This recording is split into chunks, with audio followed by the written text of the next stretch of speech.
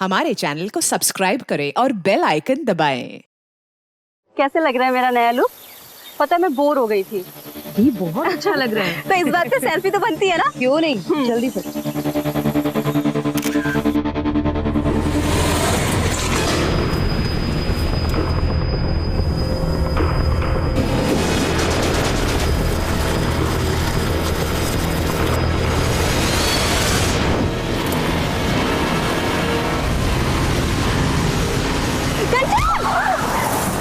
साले अंधे, तुझे दिखाई नहीं देता क्या? उठो कंचन, तू ठीक है ना? छोड़ो दी। पता नहीं आजकल के ड्राइवर कौन दे देता है इनको ड्राइविंग लाइसेंस। अब ये भी जो आपने देखा वो किसी के साथ भी हो सकता है। नमस्कार, मैं सीनियर इंस्पेक्टर विवेक शर्मा और स्वागत है आपका क्राइम पेट्रोल दस्तक में। हमारे साथ ऐसे तरह तरह के एक्सीडेंट्स होते रहते हैं। रोज ऐसी कितनी खबरें आती हैं, लेकिन क्या यह महज एक्सीडेंट था? यह भी तो हो सकता है कि ये कोई हादसा ना होकर कोई सोची समझी साजिश हो या फिर आने वाले अपराध की दस्तक।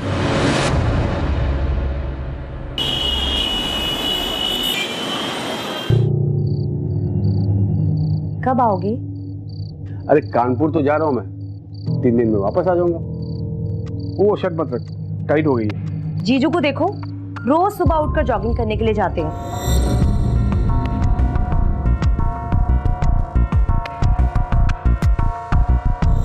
तू और तेरे जीजू, जब तक तू उसका नाम नहीं लेती ना सुबह से, तेरा खाना नहीं बचता, दिन नहीं गुजरता तेरा। मेरे जीजू है ही वर्ल्ड के बेस्ट जीजू।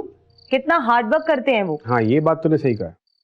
वैसे हार्ड वर्क तो मुझे भी करने का दिल कर रहा है। अरे क्या कर रहे हो? बच्चे क्या कर रहा हूँ? पापा, आज हम भी आपके साथ सोएंगे। पापा, कल आप चले जाएंगे ना, इसके लिए आज हम आपके साथ ही सोएंगे। मैं भी। ठीक है बेटा, आओ। ध्यान रखना अपना।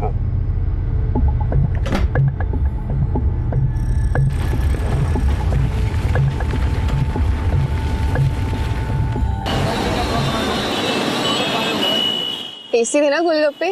तुम्हारे साथ सब टेस्ट लगता है। चलो मैं पे करके आती हूँ। भैया 2 प्लेट के कितने हुए? ये लो।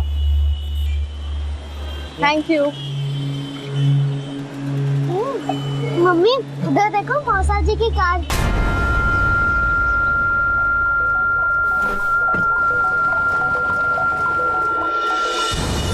ये पैसे लो। चलो।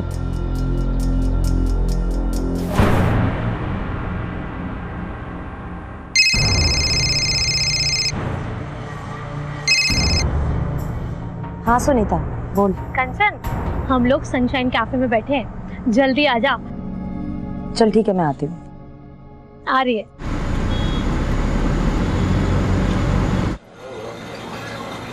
हाय। हाय, कैसी हो? तो क्या गॉसिप हो रही है यहाँ? किसी किसी की लाइफ में कितना स्पाइस होता है, हनीमून पीरियड खत्म ही नहीं होता है। नहीं, किसका हनीमून पीरियड नहीं खत्म हो रहा है? वो देखना कपल तेरे पीछे।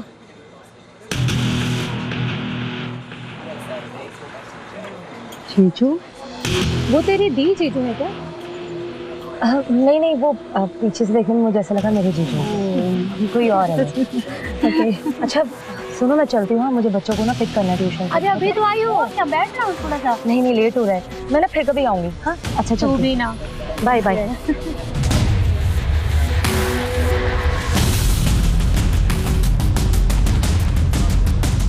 Excuse me.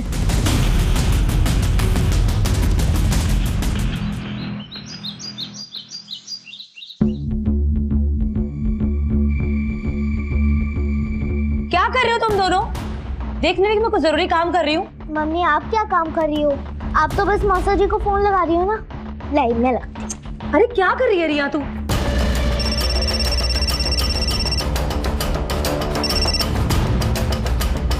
हेलो साली साहिबा। मौसा जी, मैं आपकी साली साहिबा नहीं हूँ, मैं आपकी रियू हूँ, रियू। ओ, तो हमारी रियू को कैसे याद आई हमारी? मुझे नहीं आई, मम्मी को आई। वो तो बार बार आपको फोन कर रही हैं और काट रही हैं। कुछ इम्पोर्टेंट काम होगा, फोन दो जरा। सुना है कोई हमारी याद में बहुत तड़प रहा है। जीजू, वो जुबान भी कांप रही है। बहुत मिस कर रही हो क्या? कवल कहाँ है? वो तो बिजनेस ट्रिप के लिए बाहर गए हुए हैं। अच्छा, तभी। आ जाऊं? साथ में तुम्हारी बोरिंग दीदी को भी ले आता हूँ।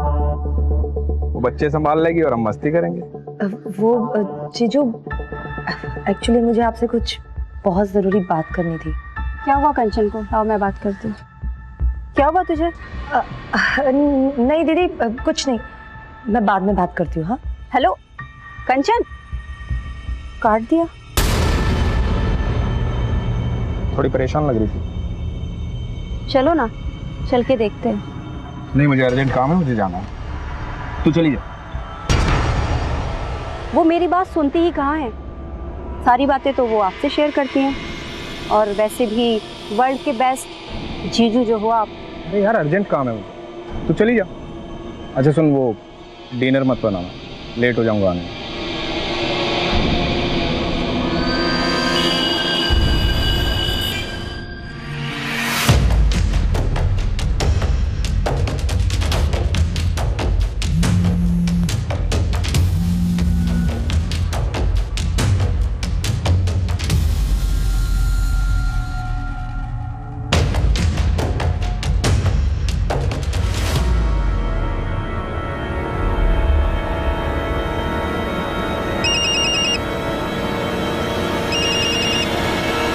जीजू, इतनी रात को भी जीजू की याद आ रही है तुम्हें? हाँ, अब जीजू का नाम लेके इतना भी मत जला। नहीं, वो एक्चुअली जीजू का कॉल आने वाला था तो मैंने सोचा कि। तो ठीक है ना? हाँ, क्यों? नहीं, थोड़ी परेशान लग रही है तुम। नहीं, बस आपको मिस कर रही हूँ। मेरी हॉट बीबी, मेरे बच्चों का ख्याल रखना। कानपुर से जल्दी आकर हॉट बीबी और बच्चों को ढेर सारा प्यार दूंगा मैं। अभी रखता हूँ। Love you too, bye bye.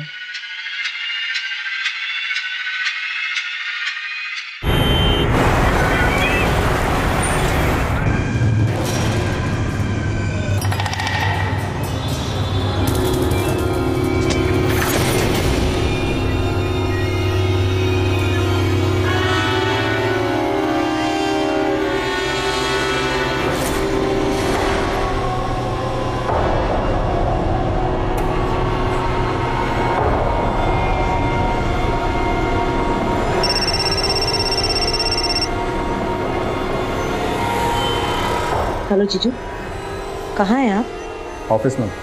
अच्छा, आप घर आ जाइए, मुझे आपसे कुछ जरूरी बात करनी है। बच्चे कहाँ हैं?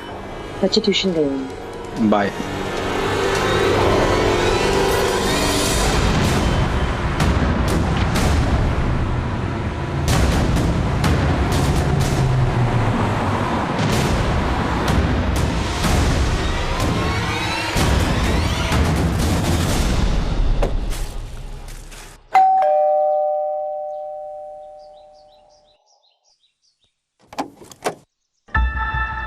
प्रीटी प्रीटी फ्लावर्स मेरी प्रीटी प्रीटी साली के लिए।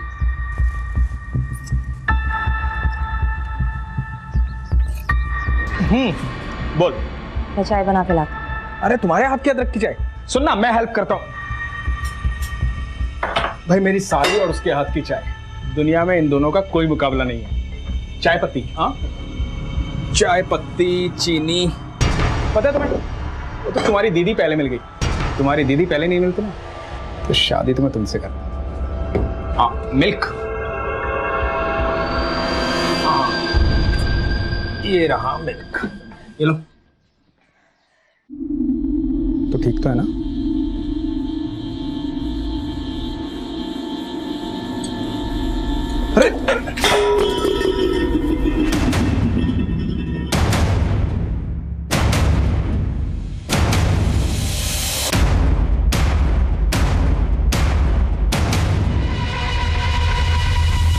See, I'm sorry. जो हुआ उसे भूल जाओ, ऐसा नहीं होना चाहिए था। किसी को बताना मत, बहुत बदनामी हो गई।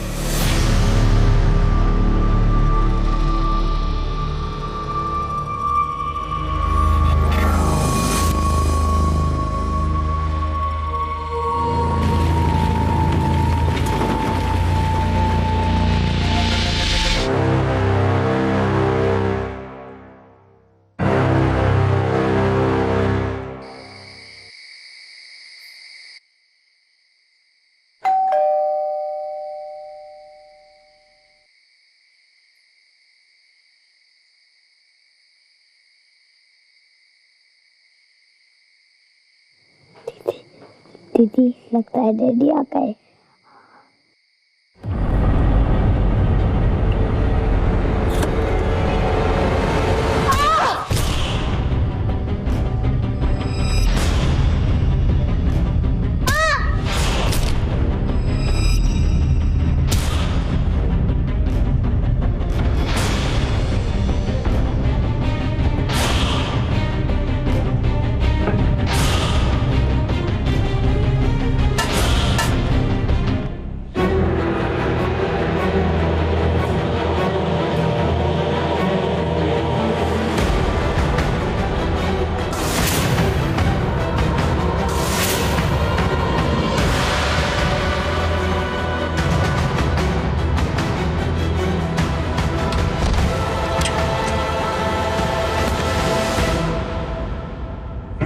कहाँ गए थे? अरे वो बिजनेस का कुछ काम आ गया था इसलिए। तुम भी ना, अब कल घर चले जाओगे, थोड़ा समय तो मेरे साथ बिताया करो। मैं तो हमेशा तुम्हारे साथ रहना चाहता हूँ। सच।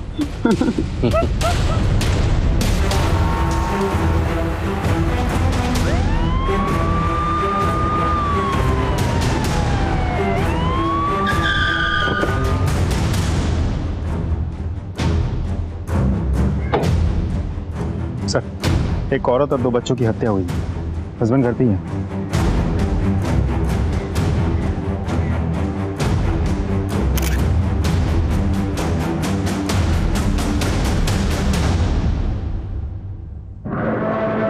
तो कम से कम 8-10 घंटे पहले हुआ है। Sir, thank you.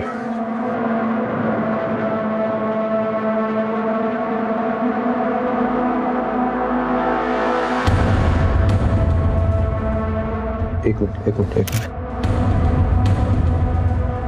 सर, घर में कोई फोर्स एंट्री नहीं हुई है।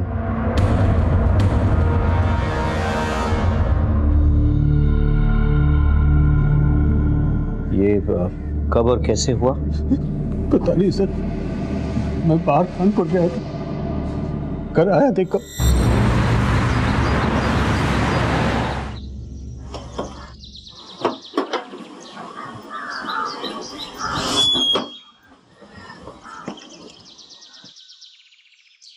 सुबह सुबह ही कहाँ चलेगी? कंचन कहाँ हो?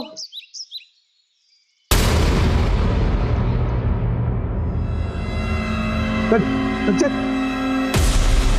देखो, है बेटा, है बेटा, भैया, बेटे, है क्या? देखो, देखो, है बेटा,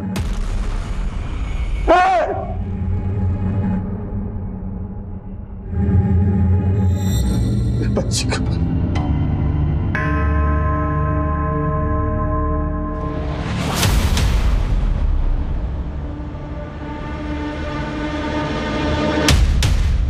सर, मुझे तो ये रॉबरी का केस लगता है।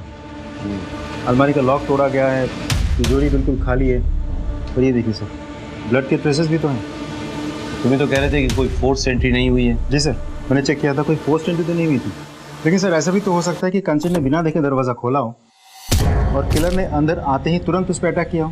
क्योंकि जिस तरीके से कंचन की बॉडी नीचे दरवाजे के बिल्कुल पास पड़ी है और ब्लड के ट्रेसेस भी दिख रहे हैं वहाँ, इससे ये बात तो साफ हो जाती है कि किलर ने उसे दरवाजे के आसपास ही कहीं मारा। काम करो, फॉरेंसिक से कहो कि अलमारी से ब्लड सैंपल्स और फिंगरप्रिंट्स कलेक्ट करें। सर, अच्छा, ऊपर वाले अलमारी में कोई कैश ज्वेलरी वगैरह कुछ था क्या? 2-3 लाख रुपए कैश और 3 लाख के गहने भी थे। कुछ भी नहीं। ज्वेलरीज की फोटोग्राफ्स है आपके पास? इनसे ज्वेलरीज की फोटोग्राफ्स कलेक्ट कर लेना। हाँ, टाइम से। विनीत, फॉरेंसिक के बाद तुरंत बॉडी पोस्टमार्टम के लिए भेजो। सर, मैं ये कह रहा था कि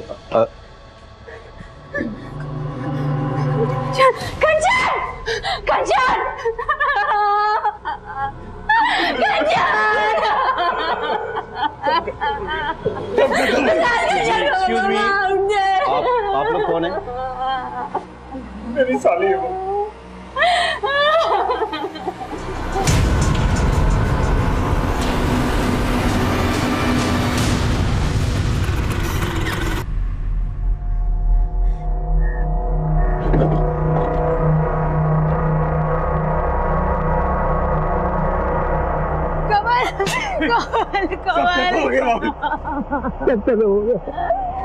कंचन बच्चे सब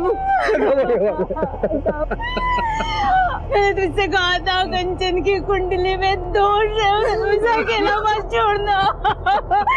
मैं तुझे एक बार की मानी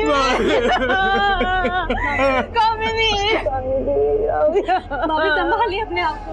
भाभी नीता भाभी।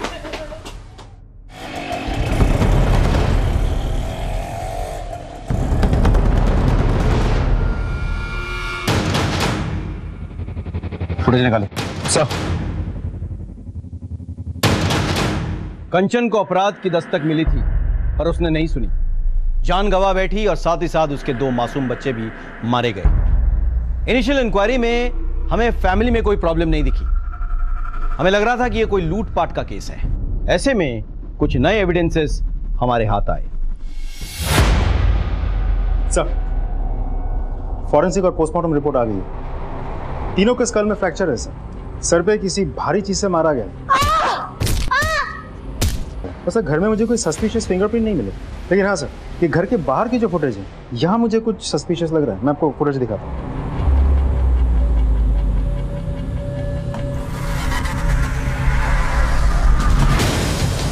दिल्ली की इतनी गर्मी में ये उड़ उड़ के कहाँ जा रहा है? हाथ में ग्लव्स है, चेहरे पे दुपट्टा है। I'm sure अपनी आइडेंटिटी छुपाने के लिए सब कुछ किया है इसने। साइकिल तो लेडीज वाली लगी है, लेकिन इसमें मर्द बैठा है या औरत ये नहीं पता चल रहा। ग्लव्स पहन रखा है इसलिए फिंगरप्रिंट भी नहीं। और ये देखिए सर, हथौड़ा, शायद इसने मर्डर इसी से किया है। और अलमारी भी इसी से तोड़ा है। बहुत प्लानिंग के साथ मर्डर और रॉबरी किया है सर इसने। मुझे तो डाउट है, इतनी रात को कंचन एक अनजान आदमी के लिए दरवाजा क्यों खोलेगी? सर वो नींद में थी, ध्यान नहीं दिया, नींद से उठकर दरवाजा खोल दिया होगा। पॉसिबल है, लेकिन ये भी तो पॉसिबल है कि वो जाना पहचाना था, इसीलिए कंचन ने दरवाजा खोला और अंदर आकर उसने कंचन और उसके बच्चों की बेरहमी से हत्या कर डाली और इस कत्ल को लूट की शक्ल दे दी। पॉसिबल है सर, लेकिन ये भी तो हो सकता है कि किलर को पहले से ही पता था कि घर में कैश और ज्वेलरी रहते हैं, इसीलिए लूटपाट के इरादे से ही वो घर में घुसा, एक एक करके सबको मारा, कैश और ज्वेलरी लिया और फरार हो गया। यही तो पता करना है कि ये लूट के लिए मर्डर था या मर्डर करके से लूट की शक्ल दी गई। एनीवे, साइकिल का कुछ पता चला? सर मैंने सारी फुटेज चेक की, लेकिन कंचन के घर से 2 गली तक ही फॉलोअप कर पाए, फिर साइकिल कुछ पता नहीं चला। अंजना, तुम एक काम करो, वो एरिया के आसपास भी चेक करो, हो सकता है वहां से कुछ पता चले। ओके, देखना यह है कि कंचन की किसी से दुश्मनी थी या नहीं।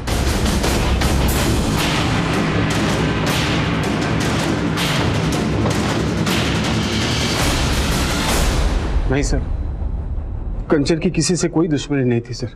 उसकी तो कभी किसी से भी छोटी मोटी लड़ाई भी नहीं हुई सर। सर कुछ कहना है?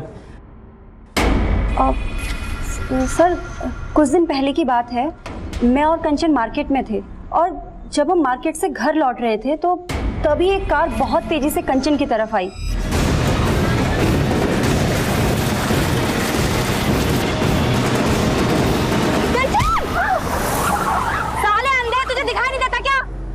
उठो कंचन।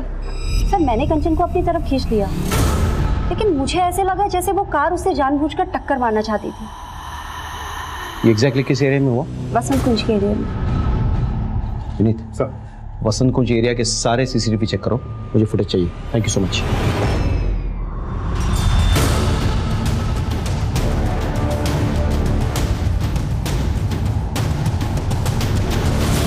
फुटेज में ड्राइवर का चेहरा कुछ क्लियर नहीं है। गाड़ी के डिटेल्स निकलवा सर।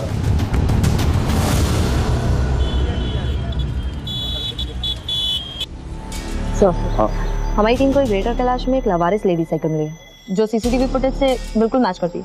पता चला किसकी? नहीं सर, बहुत कोशिश की पर कुछ पता नहीं चला। सर सीसीटीवी में जो गाड़ी है उसके ओनर का पता चल गया है। गाड़ी किसी गौतम के नाम पर रजिस्टर्ड है। बुलाओ। गौतम जी, DLY XYZ 1234 आपकी गाड़ी का नंबर है? जी सर। 14 तारीख को आप अपनी गाड़ी में कहाँ जा रहे थे? मैं कहाँ जाऊँगा सर, मेरी तो कार ही चोरी हो गई है। चोरी हो गई मतलब?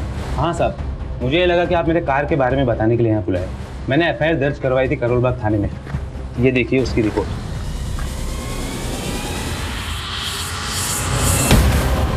11 जुलाई को मेरी कार चोरी हुई थी सर। कुछ पता चला सर? नहीं, अभी कुछ पता नहीं चला है। पता चलते ही आपको खबर कर देंगे। अब जा सकते हैं। ठीक है सर। नहीं, तुम एक काम करो, कंचन के घर के बाहर जो सीसीटीवी कैमरा है प्लस आसपास के इलाके में जो भी सीसीटीवी कैमरा मिले उसके फुटेज निकलवाओ तुम 1 हफ्ता पहले की। Okay sir.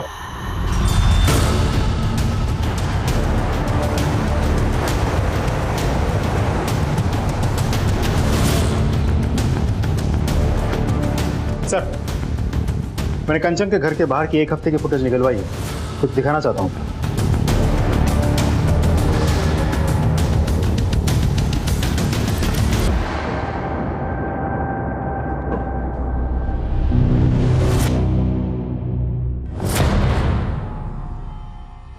ये तो साफ है कि आप अपनी बहन और अपने पति की जासूसी कर रही थी। सवाल ये उठता है कि क्यों? आई एम सॉरी सर, मुझे थोड़ा डाउट हो गया था। क्या कि आपके पति का आपकी बहन के साथ चक्कर चल रहा है? सर दरअसल मेरे हस्बैंड बहुत हंसी मजाक करते हैं और कंचन से भी उनकी बहुत जमती थी। आई डोंट नो सर, मेरे मन में ये बात कहाँ से आ गई। सर दरअसल कंचन बार बार मेरे हस्बैंड से बात करने की कोशिश कर रही थी, तो बस मुझे ऐसा लगा जैसे सर मेरे मन में शक पैदा हो गया सर। लेकिन मुझे बहुत गिल्टी भी फील हुई सर। अगर ये बात सिद्धार्थ और कंवल को पता चल गई ना तो उन्हें बहुत बुरा लगेगा। सामने तो सिर्फ सच आएगा कामनी, आपकी बहन की मौत का सच। अगर इसमें आपका हाथ है तो फिर हमें भी बहुत बुरा लगेगा। फिलहाल हम चलते हैं।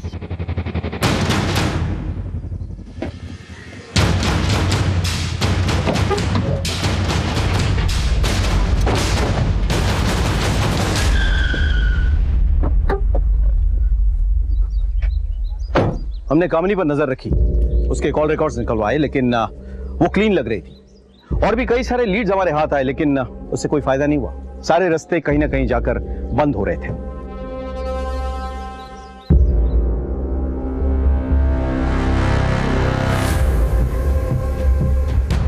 हमें वो लेडी साइकिल भी मिल गई जिसमें चढ़कर शायद वो हत्यारा आया था, लेकिन वो साइकिल किसकी थी ये पता नहीं चला। सीसीटीवी फुटेज के जरिए हम उस गाड़ी और उसके मालिक गौतम तक भी पहुंच गए जिस गाड़ी से कंचन का एक्सीडेंट होने वाला था, लेकिन फिर भी कोई सुराग हाथ नहीं लगा। हमने करोलबाग पुलिस स्टेशन में पता किया, पता चला कि गौतम सच बोल रहा था। गौतम का कोई पुराना क्रिमिनल रिकॉर्ड्स भी नहीं मिला। पता नहीं क्यों मुझे ऐसा लग रहा था कि हो ना हो कोई जानने वाला है जिसने कंचन और उसके बच्चों को मारा है। मैंने कहा कि चलो घर वालों की हिस्ट्री निकालो। जब हमने कंवल का कॉल रिकॉर्ड चेक किया तो मुझे शक हुआ। सर हाँ, कंवल की कॉल रिकॉर्ड आ गई। वो कानपुर कभी गया ही नहीं था, यही था दिल्ली में, पहाड़गंज एरिया में।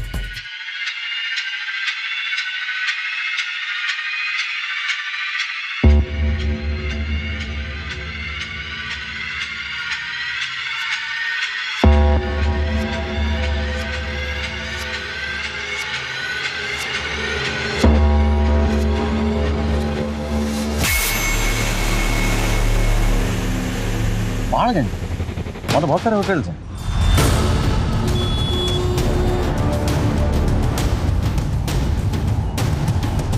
एक्सक्यूज मी, ये फोटो देखिए जरा। कंवल खन्ना आपके होटल में आया था? जी सर, ये और इनकी मिसेज दोनों आए थे। पैसे दिखा। Khanna, mister and Mrs Khanna. CCTV है यहाँ पे? हाँ जी। फुटेज निकाल इस टाइम का।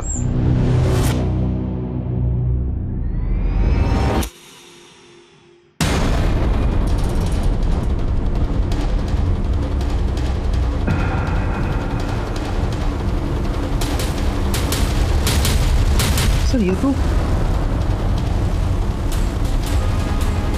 आप कानपुर में नहीं दिल्ली में थे, वो भी पहाड़गंज में एक होटल में। पहाड़गंज के होटल में आप क्या कर रहे थे? Mister and Mrs Khanna. लेकिन मिसेस खन्ना तो थी नहीं वहाँ पे। ठीक है सर, वो मिसेस खन्ना मेरी भाभी है, मिसेस नीता खन्ना। अच्छा, तो अपने बीवी से झूठ बोलकर आप अपने भाभी के साथ बंद कमरे में एक होटल में क्या कर रहे थे? जबान संभाल कर बात करिए इंस्पेक्टर। आप किसी सड़क छाप इंसान से बात नहीं कर रहे हैं, आप फंदा फैमिली से बात कर रहे हैं। नीता जी, पहली बात तो ये है कि आप फिलहाल पुलिस स्टेशन में हैं, तो जरा तमीज से पेश आइए। और दूसरी बात, कंवल जी को अगर अपनी फैमिली की इज्जत की इतनी परवाह थी तो 3 दिन तक झूठ बोलकर होटल के कमरे में आपके साथ क्या कर रहे थे? क्यों? कानून की ऐसी कौन सी किताब में लिखा है कि देवर और भाभी किसी होटल में कमरा लेकर एक साथ नहीं रह सकते? कानून के किसी किताब में ये नहीं लिखा हुआ, लेकिन ये जरूर लिखा हुआ है कि देवर और भाभी मिलकर किसी का मर्डर नहीं कर सकते हैं। हमने कंचन और बच्चों को नहीं मारा है इंस्पेक्टर साहब। देखिए सर, मैं 15 साल का था सिर्फ, तो भैया गुजर गए। भाभी ने मुझे पाल पोस कर बड़ा किया। मेरे शादी के बाद कंचन को भाभी से प्रॉब्लम्स होने लगे, क्योंकि मॉडर्न सोच की थी और भाभी कुछ पुराने सोच की। दोनों में इश्यूज होने लगे। भाभी गांव चले गई। कंचन को मेरा भाभी से मिलना जुलना बिल्कुल पसंद नहीं था, लेकिन मैं अपनी जिम्मेदारी से कैसे मुंह फेर लेता सर, बताइए आप। इसीलिए मैं छुपकर होटल के कमरे में जाता ताकि इनको मैं घर खर्ची के लिए कुछ पैसे दे सकूं, बस। होटल के कमरे में छुप कर? अगर मैं बंद कमरे में अपनी भाभी से मिलता हूं तो इसमें गलत क्या है सर? रहने दो कंवल, ये लोग हमारे रिश्ते को नहीं समझेंगे। आज्ञा चाहूंगी, चलो कंवल।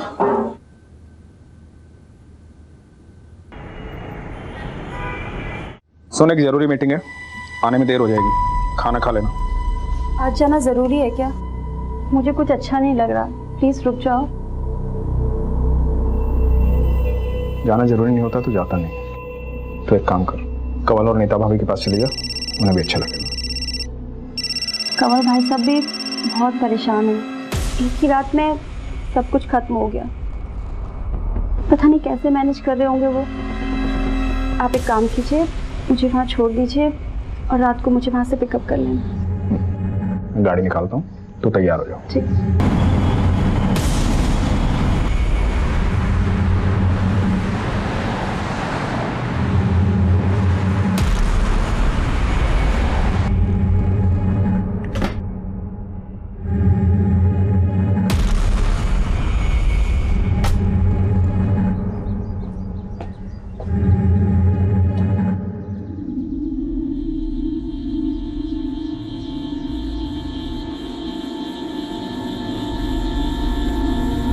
नीता भाभी, कंवल भाई साहब, भाभी। तू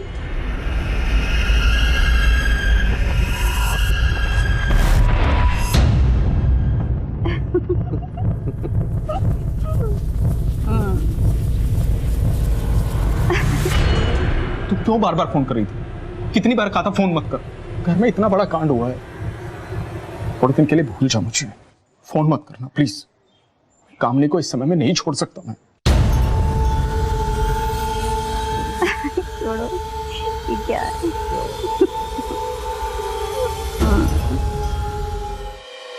Siddharth, I need your help Siddharth, मुझे तुम्हारी जरूरत है। बेबी प्लीज समझने की कोशिश करो, प्लीज। तुम समझने की कोशिश करो सिद्धार्थ, आई एम प्रेग्नेंट।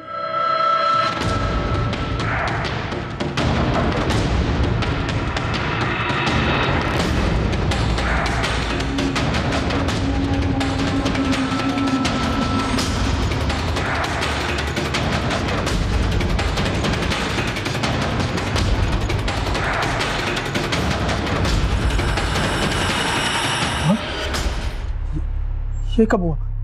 अरे हमने प्रोटेक्शन यूज की थी। कभी कभी प्रोटेक्शन फेल हो जाती है।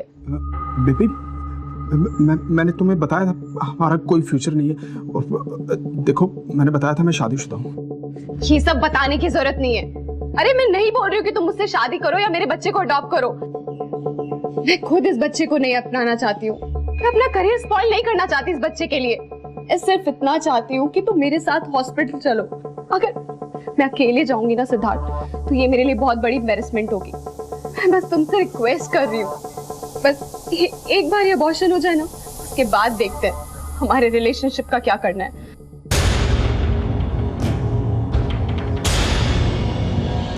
प्लीज करो मत, मैं चलूंगा साथ में, सब ठीक हो जाएगा।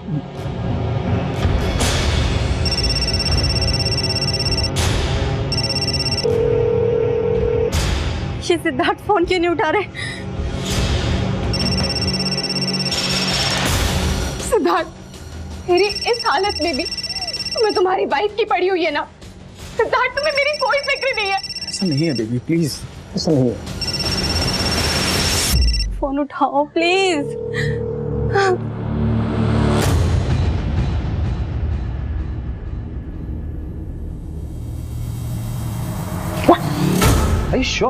हाँ सर, कमल ने ही मारा है मेरी बहन को।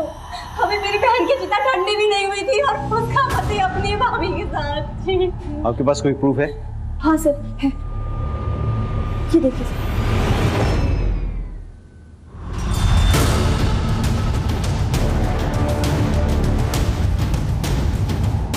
सर। मैंने कुछ नहीं किया सर। तेरे पवित्र रिश्ते की तो पोल खुल गई है। अपने बीवी बच्चों को क्यों मारा ये तू बताएगा या तेरी पूजनीय भाभी? मेरा यकीन कीजिए सर, हमने कुछ नहीं किया। कमीना है तो कमीना, गिराती है मुझे तुझ पर। ऐसी घटिया हरकत करने के लिए तूने मेरी बहन और उसके बच्चों को मार दिया। छे सर, लेके जाइए इसे, लेके जाइए इसे। बच्चे को नहीं मारे, लगता है मैं अपने खुद के बच्चे को मारूंगा। छोड़ो मुझे, तो गलत फैसला हुई। मेरी साली को मारा तूने, हाँ? मेरी साली को मारा तूने, अपने बच्चों को मारते हो, शर्म नहीं आई तुझे? यार साले छोड़ूंगा नहीं, छोड़ूंगा नहीं तुम दोनों।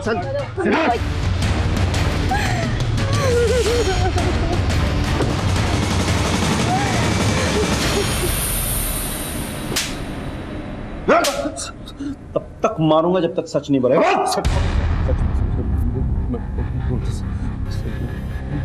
मैं सच कह रहा हूँ कि मैंने कुछ नहीं किया। अच्छा, मेरी भाभी के साथ मेरा गलत रिश्ता था, लेकिन वो भैया के गुजरने के बाद हमारी नजदीकियां बढ़ गई। तुम भी अब कल घर चले जाओगे, थोड़ा टाइम तो मेरे साथ बिताया करो। मैं तो हमेशा तुम्हारे साथ रहना चाहता हूँ। सच? भरोसा रखो। कमल की शादी हो गई पर हमें तो एक दूसरे की आदत सी पड़ गई थी। बस हमने तय किया जैसे चल रहा है वैसे चलने देंगे और हम चुप चुप के मिलने लगे थे। और तेरी बीवी को पता चल गया और तूने अपने बीवी और बच्चों को मारा। सच बोल। सर, मेरी बीवी कंचन को कुछ नहीं मालूम था। कंचन को पता भी चलता तो भी मैं इसको नहीं मारता। I loved her, sir. ये छुप छुप कर मिलने से तंग आ गई होगी ना। और वैसे भी अभी तो तू सिर्फ 40 साल की है ना, अपने देवर के साथ तो लाइफ आराम से सेट कर सकती थी, लेकिन कंचन और उसके बच्चों के रहते तो ये सब कुछ पॉसिबल नहीं था, और इसीलिए तुम दोनों ने मिलकर के कंचन और उसके बच्चों को मार डाला। नहीं, ये गलत है। कमल अपनी पत्नी से बहुत प्यार करता था, दुनिया थी वो उसकी। कंचन एक बहुत अच्छी लड़की थी, मैं उसका घर नहीं तोड़ना चाहती थी। मुझे जो चाहिए था वो मुझे मिल रहा था, फिर मैं उसे क्यों मारूंगी? मर सर, मर। तब तक मर जब तक सच नहीं बोलता, और उसके बाद भी मारते रह। हमारे तमाम कोशिशों के बावजूद कमल और नीता इसी बयान पर टिके रहे कि उन्होंने ये खून नहीं किया। कमल दिल्ली में ही था और उसका अपने भाभी के साथ नाजायज संबंध भी थे, लेकिन हमारे हाथ कोई ऐसा पुख्ता सबूत नहीं लगा जिससे यह साबित हो सके कि उन्होंने ही ये मर्डर किए हैं। इसी बीच हमें एक लीड मिली। आगे बहुत सारे खबरी का फोन आया था। कंचन के घर से जो ज्वेलरी लूटे गए थे वो शाहदरा के पास एक ज्वेलरी शॉप में बेचे गए हैं। उठा लो उस ज्वेलरी। सब। हाँ साहब, ये ज्वेलरी तो कल ही खरीदी है मैंने। चोरी का माल ही है, समझ में आया? माफ करना साहब, छोटा दुकान है अपना, छोटे मोटे लोग ही आते रहते हैं यहाँ पे। किसने भेजी थी? 2 लोग आए थे साहब, एक बाहर बाइक पे खड़ा था, एक अंदर आया था ज्वेलरी बेचने। सीसीटीवी है दुकान में? नहीं साहब, सीसीटीवी तो नहीं है। पहचान लोगे दोनों को? हाँ, एक पे तो पहचान लेंगे सर। स्केच बनवा दो सर। जय इनके सर।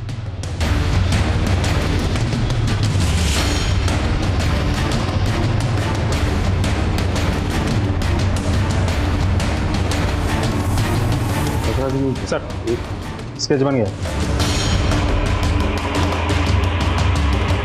तो हमारे सस्पेक्ट में से कोई भी नहीं। सर, हो सकता है मामला सच में रॉबरी का हो और ये आदमी उसी गैंग का कोई हो। पर ये भी तो हो सकता है ना कि कमल ने इस आदमी को भेजा और ज्वेलरी बेचने के लिए। तो मैं काम करो, इस स्केच को तुम हर एक पुलिस स्टेशन में सर्कुलेट कराओ, पता करो ये कोई हिस्ट्री शीटर नहीं है, और अपने खबरियों को भी भेज दो।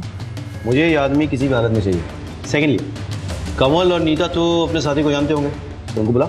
It's fine sir. Thank you.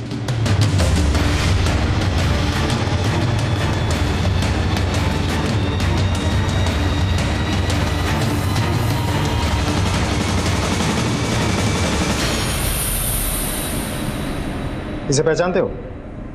नहीं सर। आप? नहीं सर। इसे पहचानते हो? नहीं सर। कामिनी जी कहाँ है? शायद वो जानती हो। वो कैसे जानेगी सर? उसके सारे फ्रेंड्स को मैं जानता हूँ, मैंने कभी नहीं देखा इसे। और वैसे भी कंचन और बच्चों की आत्मा की शांति के लिए वो हरिद्वार गई है।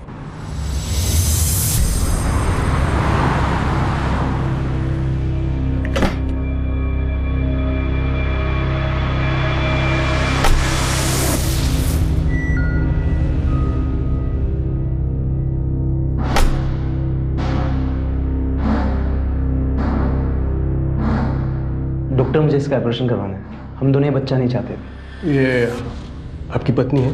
नहीं, ये मेरी गर्लफ्रेंड है। दरअसल क्या है ना, हम लिविंग रिलेशनशिप में रहते हैं, करियर की बात है। ओके, मैं कल के लिए बुकिंग ले लेता हूँ और आपको ना कुछ टेस्ट कराने पड़ेंगे। मिश्रा जी, ये टेस्ट करवा देना, ठीक है? आप लोग जाइए इनके साथ।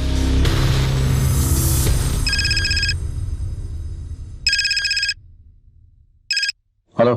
हाँ सर, आपने जो स्केच दिया था वो लड़का आया है क्लिनिक में एक लौंडिया लेकर। अच्छा बच्चा गिराने की बात कर रही है। हाँ सर, कल सुबह आएगा फिर। गुड गुड, ठीक है, थैंक यू सो मच।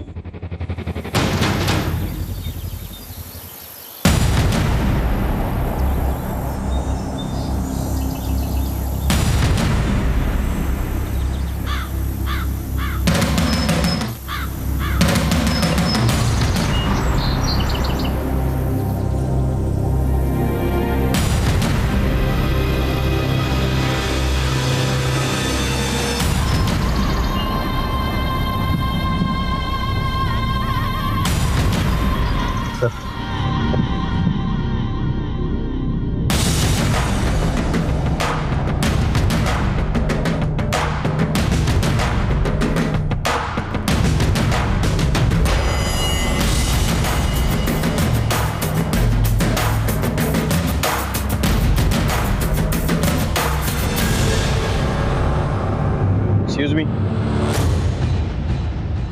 आप दोनों उस गाड़ी में बैठिए। चलिए। पर सर बात क्या है? चलिए, बाद में बताया जाएगा आपको, चलिए। कामिनी जी, बताइए, आपने ये क्यों किया, कैसे किया और किसके साथ मिलकर किया? सर आप ये क्या कह रहे हैं? मुझे कुछ समझ में नहीं आ रहा है। और आप हमें यहाँ लेके क्यों आए हैं? सर ये सिद्धार्थ के दोस्त की गर्लफ्रेंड है और इसे अबॉर्शन कराना था। दरअसल सिद्धार्थ का दोस्त अपने गांव गया हुआ है, तो सिद्धार्थ ने मुझे बोला इसकी हेल्प करने के लिए। सर मेरा कोई अपना बच्चा नहीं है, तो बस मेरे मन में थोड़ा सा लालच आ गया था और मैंने रति को बोला कि वो इस बच्चे को रहने दे, और सर वो इस बात के लिए राजी हो गई। नहीं डॉक्टर, हम ये बच्चा चाहते हैं। ये तो अच्छी बात है, गुड डिसीजन। तो आप इनके बॉयफ्रेंड को जानती हैं? क्यों, अभी भी तो आपने कहा कि वो आपके पति का बहुत अच्छा दोस्त है। हाँ सर, वैसे तो नहीं जानती हूँ, बस उसका नाम जानती हूँ, रवि। इसे पहचानती है? हाँ सर, यही है रवि। सर रवि गौतम और मेरे पति बहुत अच्छे दोस्त हैं। 11 जुलाई को मेरी कार चोरी हुई थी सर। लगता है ये गौतम वही है जिसके कार से एक्सीडेंट हुआ था। सर गौतम तो... कामिनी जी, क्या आप जानती हैं, जिस शख्स के गर्लफ्रेंड को आप हेल्प करने की कोशिश कर रही हैं, उसका शायद डायरेक्ट ताल्लुक आपकी बहन के मर्डर से है। क्या? या जो गहने आपके बहन के घर से गायब हुए थे ना, उनको रवि नहीं बेचा है। तो कहाँ है तुम्हारा बॉयफ्रेंड? सर रवि मेरा बॉयफ्रेंड नहीं है। तो फिर कौन है वो हॉस्पिटल क्यों गया था? बच्चा किसका है ये? बोलना। बता, बच्चा किसका है? सिद्धार्थ। क्या बकवास कर रही हो तुम? बकवास नहीं, मैं सच बोल रही हूँ। सिद्धार्थ ने मुझे बोला था कि वो मेरे साथ हॉस्पिटल नहीं जा पाएंगे, वो अपने किसी दोस्त को भेजेंगे, और उन्होंने मुझे रवि से इंट्रोड्यूस कराया। मैं रवि के साथ क्लिनिक गई। देखा आपने कामिनी जी, इस आदमी ने आपके साथ विश्वासघात किया अब उसी के नाजायज औलाद को अपना नाम देने की कोशिश कर रही थी। अब उसे कोई नहीं बचा सकता।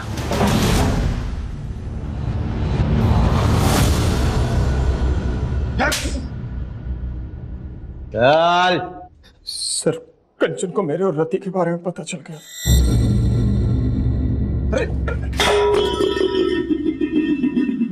हाथ मत लगाइए मुझे। मैं आपको क्या समझती थी और आप क्या निकले? क्या हुआ? क्या बोल रही है तू? आप मेरी दी को चीट कर रहे हो और बोल रहे हो क्या हुआ? मैंने खुद अपनी आंखों से आपको उस लड़के के साथ देखा है। यहाँ पर मैं सारा दिन आपके नाम की माला जपते नहीं थकती कि मेरे जीजू वर्ल्ड के बेस्ट जीजू हैं, और आप एक घटिया इंसान निकले। शर्म आती है मुझे आपको जीजू कहते हुए भी। सॉरी कंचन, माफ कर दो मुझे। तुम्हें पता है ना मैं तुम्हारी दीदी से कितना प्यार करता हूँ। तो वो लड़की तो ऐसे ही है, कभी नहीं मिलूंगा उससे, प्रॉमिस। प्लीज दीदी को मत बताना तुम्हारी। और मैं आपको लास्ट वार्निंग दे रही हूँ, अगर मैंने दोबारा आपको उस लड़की के साथ देखा ना तो मैं पुलिस में कंप्लेन कर दूंगी। मैंने उसे समझाया था किसी को कुछ मत बताना, और वो अपनी बहन को बहुत प्यार करती थी। मुझे लगा कभी ना कभी उसे कुछ कह देगी। मैंने सोचा मैं उसे मार देता हूँ। फिर मैंने गौतम की हेल्प ली और गौतम ने अपनी गाड़ी चोरी होने की झूठी रिपोर्ट ली।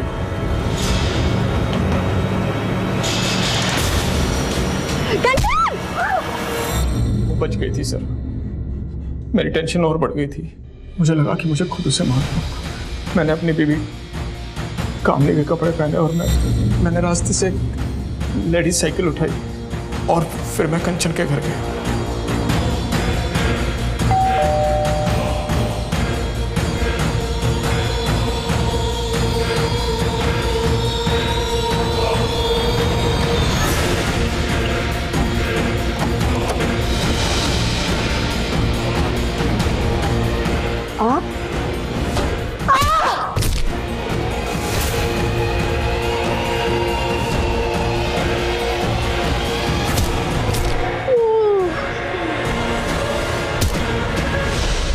बच्चों को नहीं मारना चाहता था सर, पर उन्होंने मुझे देख लिया था, मजबूरन मुझे मारना पड़ा। उसके बाद मैं ऊपर गया और मैंने ज्वेलरी लूट ली ताकि लूट का मामला लगे।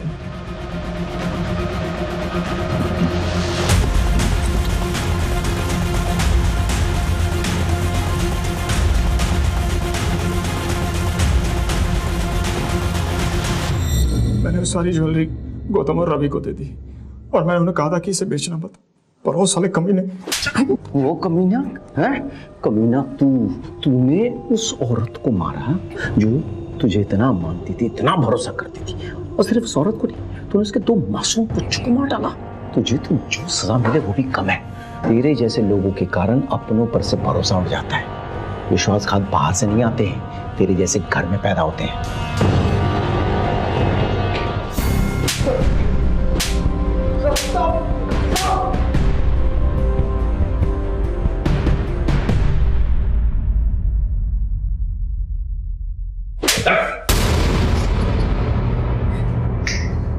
चलो।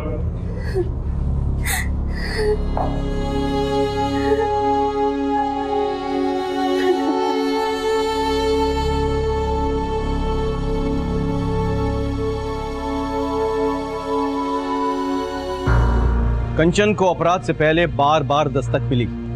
उसने गोलगप्पे वाले के पास सिद्धार्थ की गाड़ी में रति को देखा, दोनों को कैफे में रोमांस करते देखा, झंडे वाले मेट्रो स्टेशन में भी उसने दोनों को देखा। लेकिन वो इस दस्तक को समझ नहीं पाई। वो ये नहीं समझ पाई कि जो आदमी अपनी पत्नी को धोखा दे सकता है वो किसी भी हद तक गिर सकता है। लेकिन उसने इस बात का जिक्र अपने दीदी से नहीं किया, क्योंकि वो अपने दीदी के घर में दरार नहीं पैदा करना चाहती थी। वो तो इस दस्तक को भी नहीं पहचान पाई कि उसकी दीदी कामिनी के मन में उसकी और जीजाजी को लेकर शक पैदा हो गया था। यहां तक कि कामिनी ने भी एक दस्तक को नजरअंदाज किया। जब गौतम की गाड़ी ने कंचन को टक्कर मारने की कोशिश की तब कामिनी को ऐसा लगा कि ये ड्राइवर जानबूझकर कर रहा था, लेकिन उसने इस बात को सीरियस नहीं लिया। वो अपने प्रॉब्लम्स में इतनी उलझी हुई थी कि उसने इस दस्तक को सुनकर भी अनसुना कर दिया। अगर उस वक्त कामिनी पुलिस स्टेशन चली गई होती तो शायद आज कंचन जिंदा होती और साथ में उसके बच्चे भी। इसी के साथ मैं सीनियर इंस्पेक्टर विवेक शर्मा आपसे विदा लेता हूं। कल फिर मिलेंगे। सतर्क रहिए, देखते रहिए क्राइम पेट्रोल दस्तक। मकसद सिर्फ बताना नहीं, बचाना है। जय हिंद।